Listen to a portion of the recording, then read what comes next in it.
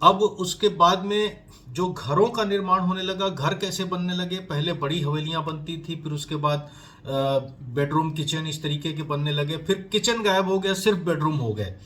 अब सिर्फ बेडरूम हो गया या सिर्फ कमरा बना है तो वो आपका कमरा घर नहीं है, वो एक हॉस्टल है।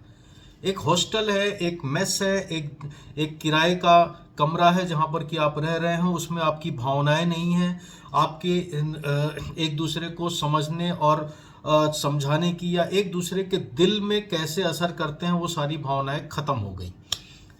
अब आज उसके बाद में क्या हुआ उनके यहाँ कि खाना बनाना बंद हो गया, लोग अलग अलग रहने लगे, वृद्धाश्रम बढ़ गए। क्यों? क्योंकि लोग अपने बड़े बुजुर्गों को साथ में रखना पसंद नहीं करते थे। नतीजा ये कि परिवार की संस्कृति, परिवार कंप्लीटली सब टूटने लग गए। और उसके बाद में वजह क्या थी उसकी? सिर्फ इसलिए क्योंकि एक दूसरे के साथ में घर में खाना बैठ के जो खाते थे साथ में, वो खत्म हो गया। इसके बाद में फिर क्या हो गया कि अब आज के समय में या उधर भी जो था, एक जो हस्बैंड वाइफ साथ में रहते थे वो भी टूटने लगे, क्योंकि हस्बैंड अलग कमा रहे हैं, वाइफ अलग कमा रही हैं, तो उनको भी लगने लगा कि हमें भी साथ में रहने की क्या ज़रूरत है। उनकी ज़रूरतें अलग अलग पूरी होने लग गई। नतीजा ये कि अब हस्बैंड वाइफ भी साथ में नहीं रहते, तो डाइवोर्स के केसेस बढ़ने लग गए। क्यों? क्योंकि अब उनको खाना पीना तो है नहीं साथ में, अपना जैसे जो मर्जी है जिस तरीके से आए वो अपना खा रहे हैं, पी रहे हैं, अपना ऐश कर रहे हैं, जो भी करना है कर रहे हैं।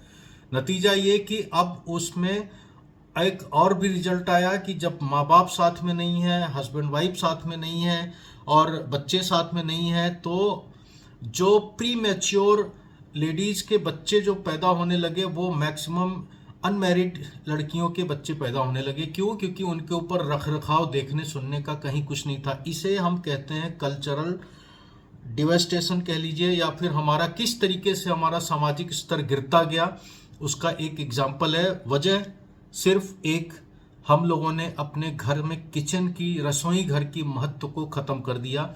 और वही चीज़ आज के समय में हमारे भी देश में होता चला जा रहा है, जो कि नहीं होना चाहिए था। वजह इसलिए क्या था कि घर पे कोई भी खाना जो बनता था तो उसकी वजह से परिवार के सुखी रहने का कहीं कारण नहीं था, एक दूसरे के शारीरिक स्वास्थ्य का भी एक रीजन था, जो कि स्वास्थ्य का ध्यान रखते थे लोग। किसको क्या पसंद है उस हिसाब से चीज़ें बनती थीं और लोग पसंद करके खाते थे, पीते थे, अपना जो भी चीज़ था एक दूसरे का ध्यान रखते थे। वो चीज़ें आज के समय में ख़त्म हो गई हैं।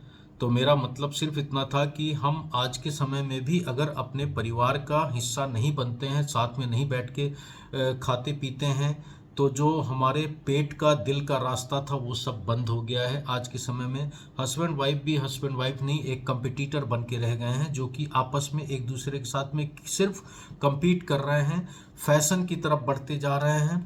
ऑनलाइन कंपनियों का या फिर उनका जो बिजनेस है वो डिसाइड करते हैं कि हम क्या खाएंगे क्या नहीं खाएंगे। सो ये हमें सोचने की ज़रूरत है। मेरा ये व्यू है। बाकी आपका क्या सजेशन है आप मुझे बता सकते हैं। अगर कुछ पहलू छूटा हो तो आप मुझे बताइए कि मैं इसमें क्या कर सकता हूँ। प्लीज़ सब्सक्राइब जरूर करिएगा।